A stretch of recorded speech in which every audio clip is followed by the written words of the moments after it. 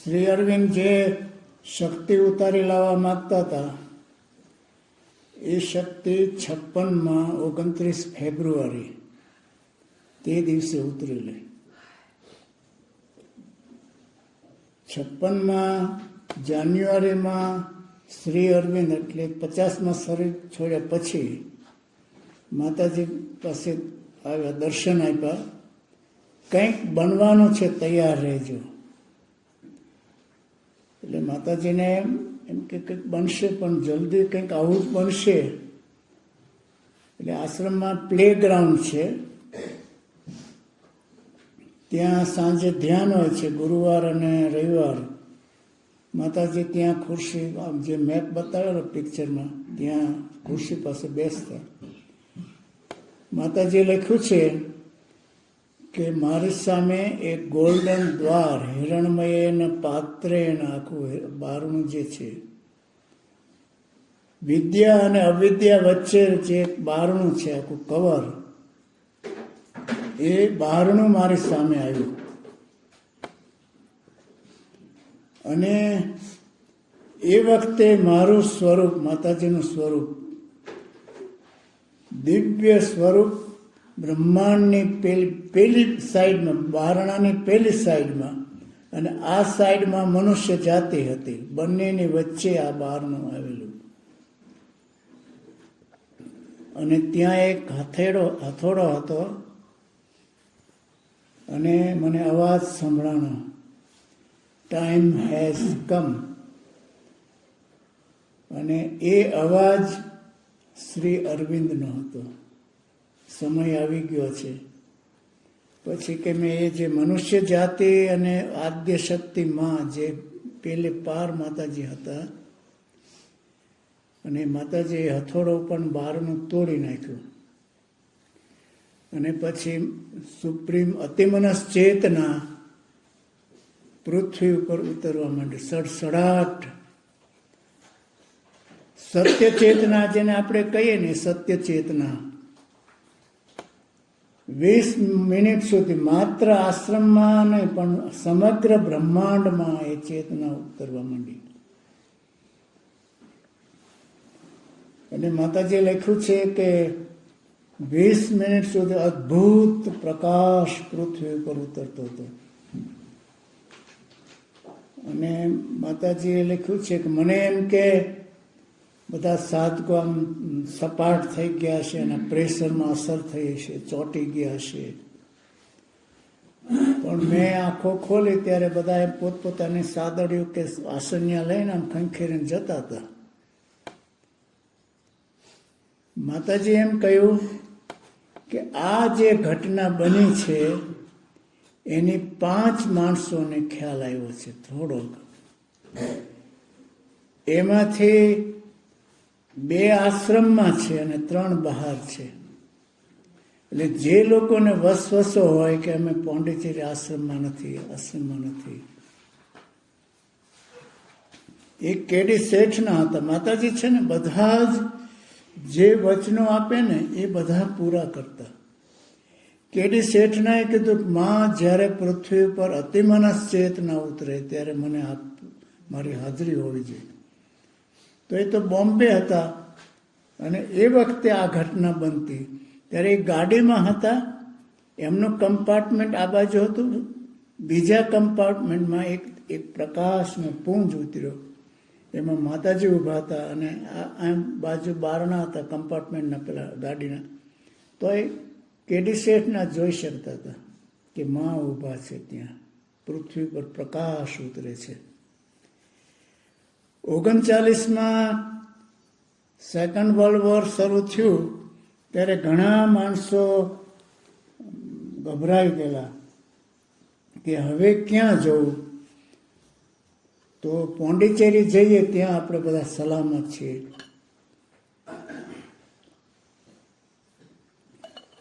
એટલે બીજા વિશ્વયુદ્ધમાં વડીલો અને સાથે બાળકોથી આશ્રમ ભરાઈ ગયો. તો માતાજીને પૂછ્યું કે આ બધા કે યોગ સાધના કરવા બાળકો આવ્યા છે. તો માતાજી એમ કીધું કે તમે એવું નહીં માનતા કે આ લોકો વિશ્વયુદ્ધના ડરથી આવ્યા છે. એ એક બહારનું કારણ છે. આપણા પેલામાં બે કારણ, એક હ્યુમન રીઝન હોય જે આપણને સંતોષ આપે આપણી એક્ટિવિટી માટે, પણ એક ડિવાઇન રીઝન હોય છે, એક વિલ હોય છે એની પાછળ. એ તમને ધકેલે પણ નિર્ણય તમારો હોય. માતાજી એમ કીધું કે આ છોકરાઓને અગાઉના જન્મોમાં વચન આપવામાં આવ્યા છે કે જ્યારે પૃથ્વી ઉપર પ્રભુ આવશે ત્યારે તમારી હાજરી હશે. અને આ એ બાળકો છે. 60 પછીના દિવસોમાં સાધના ઘણી જ ઊંચી કક્ષાએ હતી. શ્રી અરવિંદે 50માં શરીર છોડ્યું, માતાજીએ 73માં છોડ્યું. એટલે 23 વર્ષ પછી 70ની આસપાસ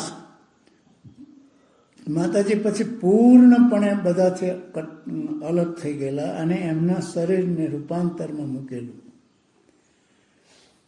અને અમુક સમય પછી જ્યારે ધ્યાન એમને છોડ્યું ત્યારે માતાજી એમ કહ્યું, 2 પ્રશ્નો પૂછેલા તરત જ કે પાકિસ્તાનમાં શું બને છે? ત્યારે કંઈ જ નહોતું પાકિસ્તાનમાં. અને બીજું માતાજી એમ કીધું કે શું ભારતની પાર્લામેન્ટ વિખેરી નાખી છે? તો કે ના માં, કંઈ જ નથી. પણ પછીના સમયમાં તરત જ પાર્લામેન્ટ વિખેરી નાખેલી. અને માતાજી એમ કહ્યું કે પાકિસ્તાનમાંથી નિર્વાસિતો, હજારો નિર્વાસિતો ભારતમાં આવતા હું જોઈ શકું છું. બાંગ્લાદેશનો વોર થયું ને એ પહેલા, એ વખતે તો કે હું જોઈ શકું છું કે બધા જ આવે છે અને સરકારને માહિતી પણ આપેલી. અને પછી પાર્લામેન્ટ પણ વિખેરી નાખી. અને પૂર્વ પાકિસ્તાનમાંથી પછી શેખ મુજીબુર રહેમાન આવ્યા અને એમને પાકિસ્તાન પશ્ચિમ પાકિસ્તાનમાં લઈ ગયા ને અને માણસો મૂંઝાઈ ગયા. પછી નિર્વાસિતો આવવા માંડ્યા પૂર્વ પાકિસ્તાનમાંથી. 90,000 કે એટલા આવ્યા એક સાથે. અને પછી વોર થયો, એ આપ બધું જાણો છો. પણ એની પહેલા 65માં લાલ બહાદુર શાસ્ત્રી વડાપ્રધાન થયેલા. અને એ વખતે છાંબ વિસ્તાર ને કચ્છ ને કાશ્મીરમાં થોડા છમકલા કરેલા આ લોકોએ પાકિસ્તાને. નવા શાસ્ત્રીજી નવા હતા. એટલે આપણા લશ્કરના વડા જનરલ JN ચૌધરી અને વાયબી ચૌહાણ આપણા સંરક્ષણ પ્રધાન હતા. એમને એમ કીધું કે અમને હવાઈ હુમલાની રજા આપો. એટલે શાસ્ત્રીજી તો નવા તો કે હવાઈ હુમલાની રજા નહીં, અત્યારે આપે તો વોર થઈ જાય ને. તો ઈચ્છોગલ જે નહેર હતી ને, તો એ નહેર અને પછી લાહોર, આપણું લશ્કર આગળ જઈ શકતું જ નહોતું. કારણ કે નહેર આવતી એટલે હવાઈ એટેક કરે ને તો આપણું લશ્કર નીચેથી દાખલ થઈ જાય. એટલે શાસ્ત્રીજીએ ના પાડી. તો જનરલ JN ચૌધરીના ભાઈ આશ્રમમાં હતા. એમને ફોન કર્યો કે માતાજીની સલાહ લો, માતાજી શું કહે છે. અને પછી માતાજીની સલાહ લીધી. તો સેક્રેટરીને માતાજીએ પૂછ્યું આ કોણ પૂછાવે છે? તો કે લશ્કરી વડા પૂછાવે છે. એટલે માતાજીએ કીધું મારા આશીર્વાદ છે, હવાઈ એટેક કરો. સાંજે 5 વાગે પછી JN ચૌધરીએ આગ્રહ રાખ્યો કે કાં તો અમને હવાઈ હુમલાની રજા આપો, કાં તો મારું રાજીનામું લઈ લો. દેશમાં લશ્કર અંગે ગેરસમજણ થાય છે કે આટલું મોટું લશ્કર છે સામે, પાકિસ્તાન તો નાનું છે. એટલે સાંજે 5 વાગે રજા આપી હવાઈ હુમલાને. અને પછી એટેક કર્યા અને સાંજે મોડે સુધી આપણું લશ્કર લાહોરના પાદરોમાં પહોંચી ગયું. ઈચ્છોગલ નહેર વટાવીને આગળ પહોંચી ગયું. કારણ કે અટકી જતું ઉપરથી એટેક શરૂ થઈ ગઈ એકદમ. એટલે લશ્કર લાહોરના પાદરોમાં પહોંચી ગયેલું. અને એક દિવસ આપણું લશ્કર બહુ જ વધારે લડ્યું ને, ત્યારે પછી માતાજીને રિપોર્ટ્સ આપેલો કે આપણું લશ્કર આજે તો બહુ જ લડ્યું, આટલે ટેન્કો તોડી નાખી. 240 કે એટલે ફિગર છે એક્ઝેક્ટ નહીં, પણ 200 ઉપરની ટેન્કો તોડી નાખી. ત્યારે માતાજી એમ કીધું કે I was concretely on the front. એ વખતે હું ફ્રન્ટ ઉપર હાજર હતી. હવે માતાજી તો રૂમમાં હતા પણ ફ્રન્ટ ઉપર હાજર હોય. I was concretely on the front. તમને એમ થશે કે આવી મહાશક્તિ એક દેશને યુદ્ધમાં મદદ કરે, પણ આ પસંદ કરેલો દેશ હતો. પછી 71માં પૂર્વ પાકિસ્તાનમાં અને પશ્ચિમ પાકિસ્તાનનો પ્રોબ્લેમ થયા, અને અમેરિકાએ 7મો નૌકા કાફલો બંગાળના ઉપસાગરમાં મોકલ્યો. જે વડીલો છે એમને ખ્યાલ હશે. અને અમેરિકાએ આપણને એમ કીધું કે જો પાકિસ્તાનને કાંઈ પણ થશે તો અમે એમનો અણુબોમ્બનો આખો કાફલો આવે. એ એક સાયકોલોજીકલ રાખ્યો છે, જ્યાં આવવું હોય ને ત્યાં કાફલો મોકલી દે. અને ચીને પણ આપણને ધમકાવે, આખી દુનિયા વિરુદ્ધમાં હતી. અને બાંગ્લાદેશના 90,000 નાગરિકો અહીંયા આવેલા, એટલે એને જમાડવાના, એને રાખવાના. તો માતાજીએ પછી માતાજીની સલાહ લીધી, અને ઇન્દિરાજીને કોઈ એમ કીધું, એટલા મૂંઝાઈ ગયેલા કે હવે શું કરવું. આખી દુનિયા આપણી વિરુદ્ધ હતી. ત્યારે કોઈ એમ કીધું પોંડિચેરી જાઓ, અને એ પોતે પણ ખ્યાલ હતો એમને.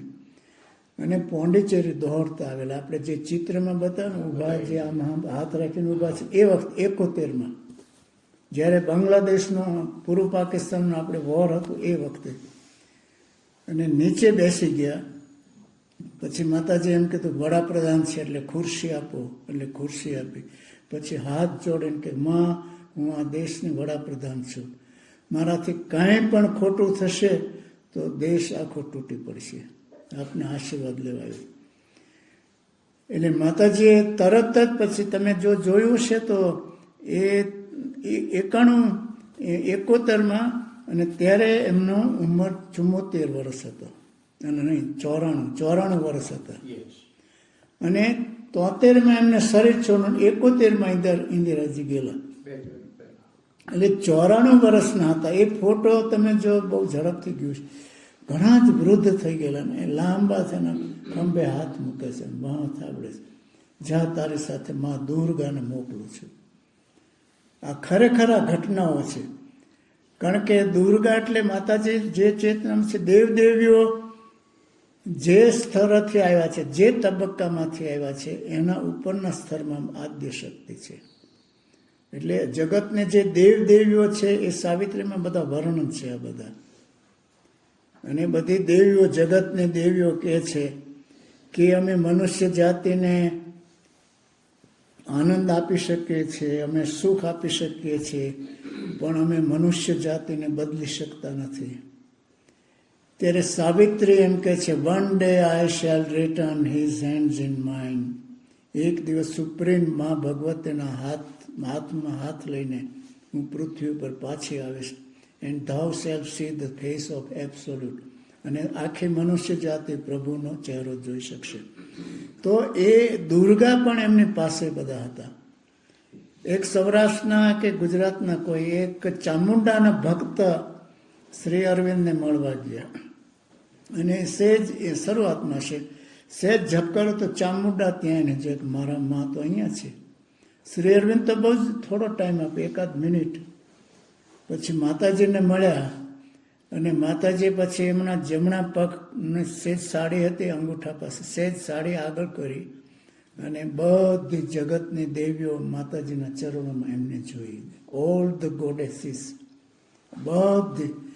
તો એ કે ઓ મારા, એમાં ચામુંડામાં પણ એમાં હતા, તો ઓ આખા જગતની દેવીઓ. પછી માતાજીના ભક્ત થઈ. એટલે દુર્ગા માં પણ ત્યાં હોય. એટલે ઇન્દિરાજીને એમ કીધું, જા તારી સાથે માં દુર્ગાને મોકલું છું. અને સડસડાટ દિલ્હી આવી ગયા, અને ઓર્ડર આપી દીધો લશ્કરને. અને જનરલ માણેક શાહ આપણા લશ્કરી વડા હતા, અને એર માર્શલ અરોરા, અર્જુનસિંહ અરોરા કે એ નામ અરોરા, એ એના હવાઈ દળના વડા હતા.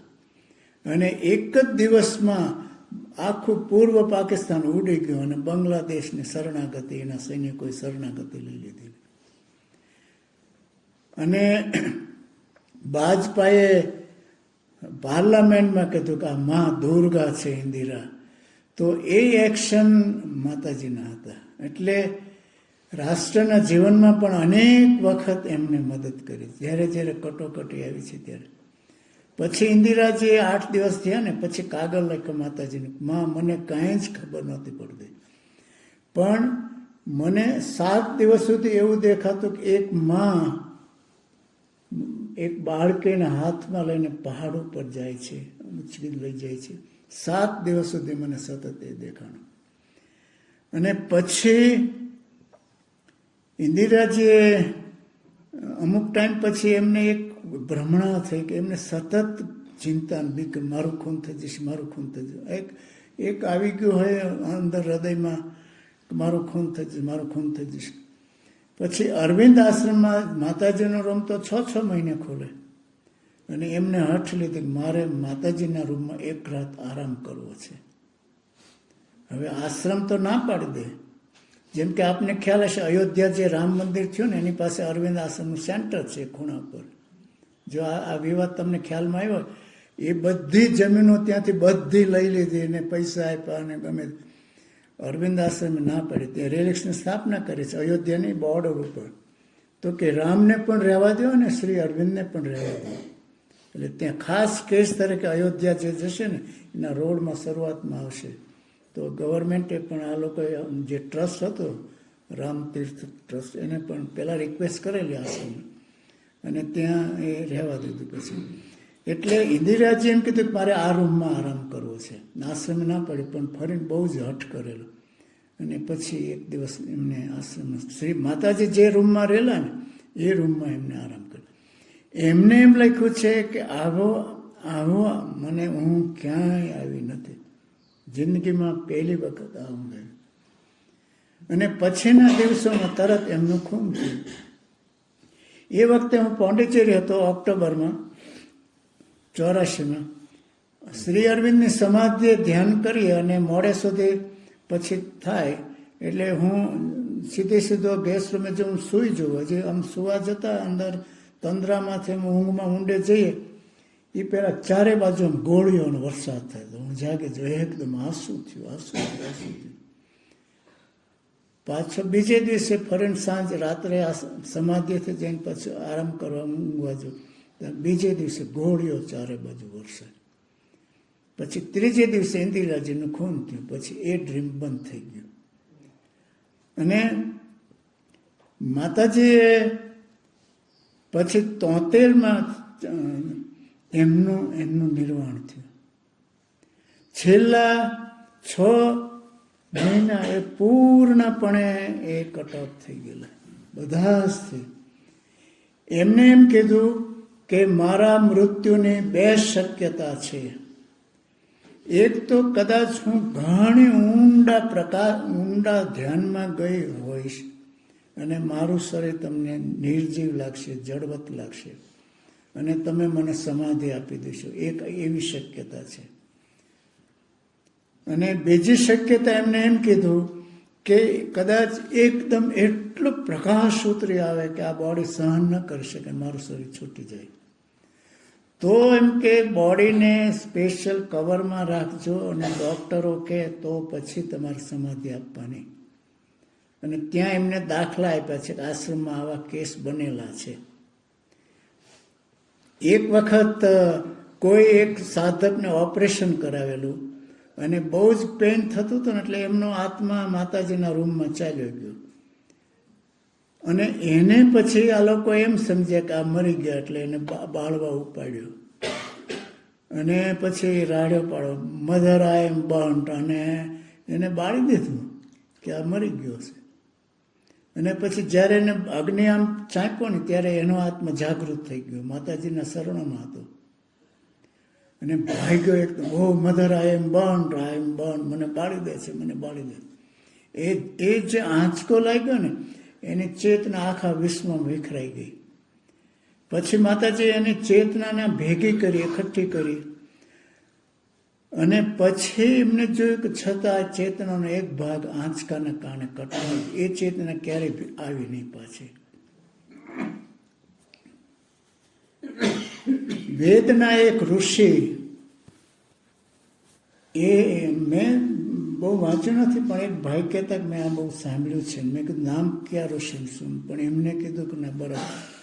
તો કે વેદના એક ઋષિ શ્રી અરવિંદ પાસે આવતા અને શ્રી અરવિંદને એમ કહેતા કે હું વેદ બનાવવા રહ્યો, શાસ્ત્ર બનાવવા રહ્યો, એટલે મારી સાધના અધૂરી રહી ગઈ છે. એટલે કેટલાય શતાબ્દીઓથી એમ કે હું રાહ જોતો હતો કોઈ મહાયોગી મને પુનર્જન્મ કરાવે અને મારી સાધના આગળ વધે. અને શ્રી અરવિંદને એમ કે રિક્વેસ્ટ કરી મને પુનર્જન્મ તમે કરાવો. પછી માતાજી છેલ્લા 6 મહિના પૂર્ણપણે ધ્યાનમાં હતા અને એમને પછી એમ કીધું કે મારું દિવ્ય શરીર તૈયાર થઈ ગયું છે. અને ધ્યાનમાં પડ્યા હોય ત્યારે કલાકો સુધી એક રીતે એક સાઈડમાં પડ્યા રહેતા અને પછી સમાધિમાં ચાલ્યા જાય. એટલે કલાકો સુધી પડ્યા રહે ને પાછા જ્યારે થોડા જાગૃત થાય એટલે પાછા એમ કે લિફ્ટ મી અપ, મને ઉચકો, મને ઉચકો. એટલે કોકે કુમુદબેન અહીંયા પકડતા, એક વસુધાબેન ગુજરાતી હતા એ કેડે પકડે, ચંપકલાલજી પગ પકડે, માતાજીને પાછા પથારીમાં ઉપર રાખે, પાછા સમાધિમાં ચાલ્યા જાય અને પાછા જાગે એટલે એમ કે lift me up, lift me up. અને પછી માતાજી, તમને એમ લાગે કે માતાજી શું ખાતા હશે? પછી એમને પછી પાણી જે ને શરીરનું જળ છે ને એ સુકાઈ ગયું હોય, સુકાઈ જતું, એટલે શરીરમાં થોડા જેને ભાંઠા પડ્યા ને એવું થઈ ગયેલું, એટલે સ્પેશિયલ સ્કીમને એવું લગાડતા. પણ હું મોડે સુધી આશ્રમમાં ધ્યાન કરતો, એટલે 10 પછી બધા જાય, 11 વાગ્યા સુધી સમાધિ ખુલ્લી હોય. માતાજી ઉપરના માળે રહેતા, 3જા માળે, અને તમે સાંભળી શકો માતાજી રડતા હોય, અવાજ આવે તો સેક્રેટરી પૂછે માં શું થાય છે, માં કેમ રડો છો? અને ક્યારેક માતાજી એમ કે તમને સમજાશે નહીં, તમને સમજાશે નહીં. ક્યારેક એમ કે મેં આખી મનુષ્ય જાતિના દુઃખ મારી અંદર લીધા છે અત્યારે, હવે મારા બાળકોને દુઃખ ન આવવું જોઈએ, મારા બાળકોને વેદના ન રહેવી જોઈએ, એટલે મેં દુઃખ લીધા છે. અને ક્યારેક તો ઊભા થઈ જાય ને પકડવા પડતા, નો મધર, કારણ કે બહુ જ ક્રૂસ થઈ ગયેલા, પકડી રાખવા પડતા. અને પછી મધરને સુવડાવી દેશું. અને માતાજી રડે, પાછા ટાઈમ પૂછી, Champak what is time, what is time. પણ એના કરતાં માતાજી રુદન કરતા, આંસુ પડતા. એટલે તમે જો એક તપસ્વી અવતારના આંસુ પડે જ્યારે, રામકૃષ્ણ પરમહંસ સિદ્ધ થયેલા અને બધા એમના સાધનામાં પૂર્ણ ફિટ થઈ ગયેલા, પણ એમને એક વખત ધ્યાનમાં દેખાણું કે નવા જુવાનીએ મારા પાસે માર્ગદર્શન લેવા આવે છે, પણ કોઈ આવતા નહોતા. એટલે જો ગુરુ એક તૈયાર થયા હોય શિષ્યને ટચ આપવા માટે, તો રામકૃષ્ણ પરમહંસ પછી કલકત્તામાં એક કોઈના ત્યાં ગયેલા, અગાશી ઉપર ચડી ગયા, રોવા માંડ્યા, my children where are you, where are you, where are you, I am waiting for you, I am waiting for you. અને એ પ્રમાણે પછી બધા આવવા માંડ્યા, વિવેકાનંદને, રાખાલ એટલે બ્રહ્માનંદને. એટલે ગુરુનો એક પુકાર હોય છે. એમ માતાજી રડતા કે એક અવતારના આંસુ પડે છે, તો મનુષ્ય જાતિ એનાથી આવું ક્યાંય બન્યું નથી કે એક ગુરુ રડતા હોય શિષ્યો માટે. મેં એક અમારા મિત્રને પૂછેલું કે શ્રી કૃષ્ણ ક્યારે ક્યારે રડ્યા છે? તો એ કોઈ બીજો પણ પ્રસંગ કીધો, આ પ્રસંગે શ્રી કૃષ્ણ રડેલા છે. પણ હું જે જાણતો હતો ને એમને વાત કરી કે જ્યારે મહાભારતનું યુદ્ધ પૂરું થયું અને પછી આપણે વિધિ હોય ને, ઉત્તર ક્રિયાઓ બધી બંને પક્ષના ખરખરે આવે, અને બંને કુળની વિધવાઓ, કૌરવો પાંડવોની બધી બધા બેઠા હતા, ક્રિયાઓ બધું, ત્યારે કૃષ્ણ આવેલા. અને ત્યારે બધા બંને કુળની વિધવાઓ કૃષ્ણ પર તૂટી પડેલી કે શ્રી કૃષ્ણ તમે અવતાર, તમે જ્ઞાની મહાપુરુષ. તો તમે યુદ્ધને અટકાવી ન શક્યા, તમે અમને વિધવાઓ કરી. ખરેખર તો એમ જ હતું કે તમે અમને વિધવાઓ કરી, તમે અમને અટકાવી શક્યા નહીં, આ યુદ્ધને અટકાવી શક્યા નહીં. પણ આપણા મહાપુરુષોને આપણે ક્યારેય સાંભળ્યા જ નથી. પણ એ ભાઈ કહેતા હતા એ વખતે શ્રી કૃષ્ણને આંખમાંથી આંસુ પડતા હતા. એ કરુણ ઘટના ઇતિહાસને બધી કેટલી તમે જોશો ને, તમે એટલો જ જો સ્ટડી કરશો ને કે આપણા મહાપુરુષો ક્યારે ક્યારે રડ્યા છે. અને ત્યારે જેમ કે કેટલાક જાણતા નથી ને એમ કે મને અનેક જગ્યાએ હું છું કે શ્રી અરવિંદે મૃણાલીને અન્યાય કર્યો, મૃણાલીને અન્યાય કર્યો, મૃણાલીને છોડી દીધા, મૃણાલીને પછી રામકૃષ્ણ મિશનમાં ગયેલા, એમના ધર્મપત્નીની વાત. તો હવે શ્રી અરવિંદ એટલા લાચાર હતા. એ બ્રિટિશ સરકાર આખી એમની પાછળ હોય, CID હોય, રોજ રોજ ઘર બદલવા પડતા હોય, અને મૃણાલીને ક્યાં લઈ જાય. પણ જ્યારે મૃણાલીએ પછી 10માં શ્રી અરવિંદ ત્યાં ગયેલા પોંડિચેરી, અને 18માં બેંગાલી કોઈ સાધકો કલકત્તા જતા હતા. શ્રી અરવિંદને પૂછ્યું, મૃણાલીને અમે લઈ આવીએ સાથે, એમના ધર્મપત્ની. તો શ્રી અરવિંદે કીધું હા લઈ આવો. અને પછી મૃણાલી એમના પિતા મોટા ઓફિસર હતા, અને પણ રામકૃષ્ણ મિશનમાં એક સુધીરા હતી, એમની બહેનપણી હતી, ને એમને આશ્વાસન રૂપ. પછી એ તૈયાર થઈ ગયેલા, કલકત્તા સુધી આવ્યા. અને એ વખતે તાવ હતો 18માં. એટલે અમારા એક ડૉક્ટર, બહુ સારા ડૉક્ટર, મને કે મૃણાલીને કઈ સાલમાં ગુજરી ગયા? મેં કીધું 1918માં. તો કે એ વખતે કે કલકત્તામાં ભયંકર તાવ હતો.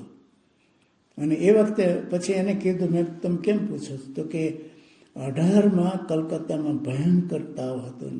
તો મેં કીધું મૃણાલી, ત્યારે મૃણાલીને તાવ ચડ્યો, અને ત્યાં પછી મગજ ઉપર તાવ ચડ્યો ને એટલે બોલતા હતા બધું મૃણાલી. પણ મૃણાલીને ગુજરી ગયા એ શ્રી અરવિંદને જ્યારે તાર મળ્યો ત્યારે એમની આંખોમાંથી આંસુ ગયેલા, એ સહેજ. અને શ્રી અરવિંદ બોલેલા કે લેટ, મને પહેલું કહેવાની જરૂર હતી. અને પછી એમના સસરા મૃણાલીના પિતા એ લાંબુ જીવ્યા, અને મૃણાલીને નાની ઉંમરમાં ગુજરી ગયા. તો પછી એ પોંડિચેરી જવા માંડ્યા, દર્શન કરવા, શ્રી અરવિંદના દર્શન કરવા લાઈનમાં ઊભા રહેતા એમના સસરા, એટલે મૃણાલીના પિતા.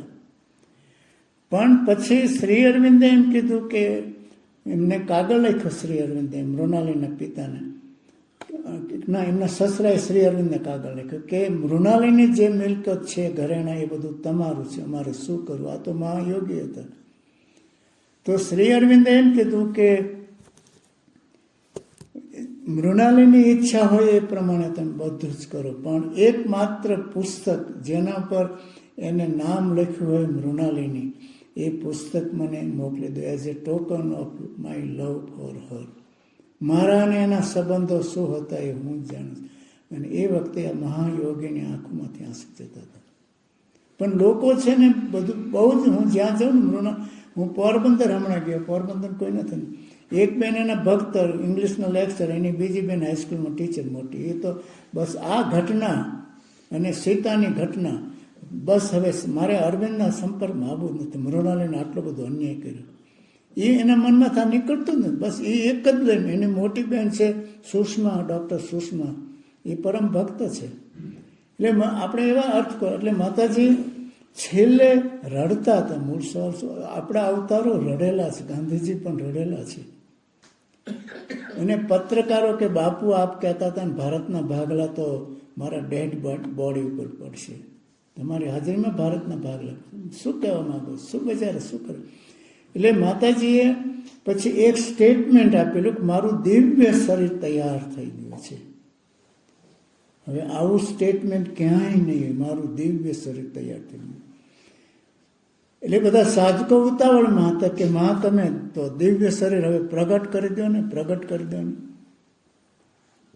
તો માતાજી કે જો આ શરીર ઉપર પ્રકૃતિના નિયમો લાગુ પડે છે, ક્ષીણતાનો નિયમ આ શરીરને લાગુ પડે છે. વૃક્ષ છે, નાનો છોડ હોય, થોડું મોટું થાય, ઝાડ થાય, ફળ આવે, સુકાઈ જાય, પશુ છે, વાછડી હોય, પછી નાની ઓળકી થાય, પછી ગાય થાય, પછી વૃદ્ધ થાય, પછી મરી જાય. માણસ છે, નાનું બાળક મોટું થાય, પછી પ્રકૃતિનો ક્ષીણતાનો નિયમ છે. અને મારું શરીર પણ એમાં છે. તો મારે જો આ શરીરને દિવ્ય બનાવવું હોય તો પહેલાં તો મારે આનાથી કટ ઓફ થઈ જવું જોઈએ. આ પ્રકૃતિના નિયમથી, થિયરી ઓફ ડીકે એને કહેવામાં આવે છે. અને 300 વર્ષ સુધી મારે આ શરીર ઉપર મારે એકાગ્રતા કરવી પડે. તો એટલો તો ટાઈમ નથી. 300 વર્ષ સુધી માત્ર આ શરીર ઉપર હું પેલી શકતી. તો કે માં હવે શું થશે? માતાજી એમ કીધું કે જગતની લાઇબ્રેરીઓમાં આટલા પુસ્તકો છે, આટલી બધી લાઇબ્રેરીઓમાં પુસ્તકો છે, અને આટલા બધા તપસ્વીઓ છે, એક પણ વાક્ય મને કોઈ મળતું નથી કે આ બોડીમાં આ બોડીને કેવી રીતે ઉતારવું. માત્ર પ્રોસેસ કેટલો છે? માતાજી એમ કીધું દડો છે તો દડાનો અંદરનો ભાગ અવળો કરીને કોઈ આમ અંદર લઈ જાય, અને દડાને ઉલટાવીને બહાર અંદરનો ભાગ છે ને બહાર લાવીને બહારનું અંદર લઈ જાય, આમ ઉલટાવી દે. એટલે કે આ ફિઝિકલ બોડી છે એને ઉલટાવી દે કોઈ પ્રક્રિયાથી, અને અંદરનું સૂક્ષ્મ બોડીને આમથી આમ લાવે, અને આમ આટલી જ પ્રક્રિયા છે. ખ્યાલ આવ્યો ને? But secrets are not given to me. મને રહસ્યમાં ઉપરથી મને પણ કોઈ રહસ્ય આપવામાં આવેલા નથી. તો કે હવે શું થશે? તો કે ઇટ ઇઝ લોર્ડ્સ વિલ. ભગવાનની ઈચ્છા હશે એ પ્રમાણે થશે. તો કે તમારા ભગવાન કોણ છે? તો કે શ્રી અરવિંદ. શ્રી અરવિંદ જેમ કહેશે એમ થશે. પછી એમ કહેવાય છે જેટલું શક્ય હતું એટલું માતાજીએ દિવ્યતામાં બોડી બનાવી દીધું. પછી અતિમાનવ સ્ટેજ જ્યાં શ્રી અરવિંદ છે અને મનુષ્ય જે સ્ટેજ, એની વચ્ચેનું કોઈ પ્લેટફોર્મ નહોતું. આપણે એક પ્લેટફોર્મ ઉપરથી બીજે ગાડીમાં 8-9 નંબર પર જવું, પ્લેટફોર્મ ઉપર થઈને જવું પડે. તો એમ કહેવાય છે કે માતાજીએ ત્યાં વચ્ચે એમનું શરીર, દિવ્ય શરીર ગોઠવી દીધું છે. એટલે હવે સહેલાઈથી તમે પ્રભુના સંપર્કમાં આવી શકશો એવી સ્થિતિ ઊભી થઈ છે. એટલે 73માં પછી માતાજીએ 17 નવેમ્બર શરીર છોડ્યું. પણ એક અવતાર જ્યારે શરીર છોડે એટલે શું છે, બોડીમાં જે એમની લિમિટેડ ચેતના હોય ને એક વિરાટ સ્વરૂપમાં ધક્કો લગાડે છે. એટલે એ વખતે જે લોકો અરવિંદ માતાજી તરફ ખુલ્યા હશે એને કંઈક અનુભવ થયા હશે. એ વખતે હું એક જગ્યાએ પછી દૂર સાંજે અંધારું હોય અને ટેકરી હોય ને ત્યાં ઝીણા ઝીણા તમરા બોલતા હોય ત્યાં જઈને બેસતો ઘણી વખતે. તો એ વખતે મને એમ થતું કે આ શું અદ્ભુત થાય છે, શું અદ્ભુત થાય છે. આ પ્રકાશ અદ્ભુત આમ તૂટતું હોય, હૃદય તૂટતા હોય ને. પછી બીજે દિવસે ફોન આવ્યું મેસેજમાં, મધરે શરીર છોડી દીધું. પછી અમે દોડ્યા ત્યાં એમને જોવા માટે સમાધિ વખતે. પણ અમે સાંજે પહોંચેલા અને સવારે સમાધિ, 3 દિવસ એમનું શરીર રાખી મૂક્યું. હવે જે શ્રી અરવિંદની સમાધિ જે છે એ 10 ફૂટ નીચે નું જે બોક્સ છે 10 ફૂટના ખાડામાં નીચે ઉતાર્યું છે, અને 2 ફૂટનું પછી ક્લોઝ કરી દીધું. શ્રી અરવિંદનું બોક્સ જે હતું એટલું 2 ફૂટ ક્લોઝ કરી દીધું. અને પછી એની ઉપર 8 ફૂટ માટીની રેતી નાખી દીધેલી. એટલે એ રેતી 50માં નાખી અંદર પછી કવર કરી દીધું. માતાજીએ 73માં શરીર છોડ્યું 23 વર્ષ પછી, તો એ રેતી બધી કાઢી અને પછી એની અંદર જ માતાજીનું શરીર મૂકી દીધું. એટલે એક જ સમાધિ બંને છે. પણ એ રેતી અમને બધાને નાના નાના પેકેટ કરીને આપેલા. બહુ એ વખતે થોડો હું નિરાકારવાદી હતો, એટલે એમ કે હવે આ રેતી બેતીને શું જરૂર છે, બહુ સિરિયસ નહોતો એટલે ઘેર હતી ને પછી કંઈ થયું. અને 23 વર્ષ પછી ત્યાં એમને સમાધિ આપવામાં. એટલે એક બંને અવતારો, એક ચેપ્ટર ડ્રામાનું પૂરું થાય, બીજો જે અંક આવે મહાન પેલો હોય. કેમ શરીર છોડ્યા ને કેમ એમને, જેમ કે માતાજી એમ કીધું કે શ્રી અરવિંદને કોઈ પ્રકૃતિના પરિબળનો કોઈ પ્રેશર નહોતું. બીજા માનવાનું જેમ પ્રેશર હોય શરીર છોડવાનું, એવું શ્રી અરવિંદને હતું જ નહીં. એમને પોતે જ ડિસાઈડ કર્યું શરીર છોડવાનું. અને એ પ્રમાણે જેમ કે 2 ફોટા ક્યાંય પ્રિન્ટમાં મૂક્યા નથી. એક અલીપુર જેલમાં શ્રી અરવિંદ છેલ્લે જજ સામે ઊભા છે, દુબળા, એકદમ દુબળા અને ક્રુશ થઈ ગયેલા, 2 પોલીસને સદરોને એકદમ ક્રુશ દાઢીવાળા. એ ફોટો આઉટ ઓફ પ્રિન્ટ કરી દીધો છે. અને માતાજીનો લાસ્ટ બોડી, જે ડેડ બોડી રાખેલું, બહુ જ ક્રુશ થઈ ગયેલા, આમ એટલા ક્રુશ. પછી બહાર આમ એ ફોટો અમને આપેલો તે દિવસે. 2-4 આમ ચાદરો હોય ને, 2-4 કાગળ મૂકીને પછી એક ચાદર મૂકી દીધી હોય ને, એકદમ ક્રુશ થઈ ગયા, એકદમ ક્રુશ થઈ ગયેલા. અને પછી એ ફોટો પણ પ્રિન્ટમાં નથી મૂકેલો. એ બંને ફોટા મેં ક્યાંય જોયા નથી. પછી માતાજીને સમા એક રમૂજી વાત કરું, માતાજીને સમાધિ આપ્યા પછી અમે નીકળેલા. એટલે આપણે તો માણસ છીએ ને, વિચાર અરે આવી મહાશક્તિને પણ છેવટે તો આવું યમરાજને શરણ થવું પડ્યું. એટલે મિલિટરીનો એક કોચ હતો ને બોમ્બે સુધી ટ્રેન હતી, ક્યાંય જગ્યા મળે ને એટલે મિલિટરી કોચમાં સાઈડમાં હું બેઠો. એટલે થોડી વાર બધા સહન કરે, પછી મને દબડાવવા માંડ્યા, નીચે જા, નીચે જા, નીચે જા. એટલે મને કંઈ એની અસર નહોતી, પણ હું થોડા માતાજીનું બોડી જોયું ને, લાસ્ટ બોડી જોયું, એની એટલી અસર થયેલી, ડેડ બોડી જોયેલું કે એ ફોટામાં જોઈ લીધું. મારી આંખોમાંથી આમ સહજ પાણી જતા હતા. તો પહેલાં કે अरे क्या आपको हमने बहुत तकलीफ दी, बहुत तकलीफ दी, क्षमा करिए, क्षमा करिए. मैं कहा ऐसा नहीं, आपका कोई इसमें रोल नहीं, आपका कोई रीज़न नहीं. તો કે નહીં તો મને તો વધારે અસર થાય. એટલે ઓલા તો પેલા થઈ ગયા. મિલિટરીના માણસો આમ હૃદયવાળા હોય છે, બધા પોલીસ ઓફિસરો પણ હૃદયવાળા હોય છે, હલી જાય પાછા. તો કે આપકો બહુ પરેશાન, કે क्या है हमको बतलाए. तो मैं कहता ऐसा नहीं, मेरे गुरु ने शरीर छोड़ दिया है, मैं वहाँ से आता हूँ तो मुझे असर हुए. अरे इस जमाने में ऐसा आदमी पाછા વધારે માનવ પણ એવી અસર અનેક જગ્યાએ થઈ છે, માત્ર હું નથી કહેતો. જેમ કે અખાનંદ સ્વામી મેં જોયા શરીર છોડ્યા પછી 2 દિવસ પછી સહજ રીતે, તો એ તમારો અંતરાત્મા રડે છે એમ સમજો, તમે નથી રડતા, સહજ આંસુ આવે છે. હવે પેલું મ્યુઝિક રાખજો તૈયાર. ઓમ આનંદમય ચૈતન્યમય સત્યમય પર. મેં થોડું જલ્દી પૂરું કર્યું છે, થોડું આમાં વ્યવસ્થિત નથી રહ્યું, પણ આપણે ફોટો ફંક્શન છે, બધા એક ખુરશી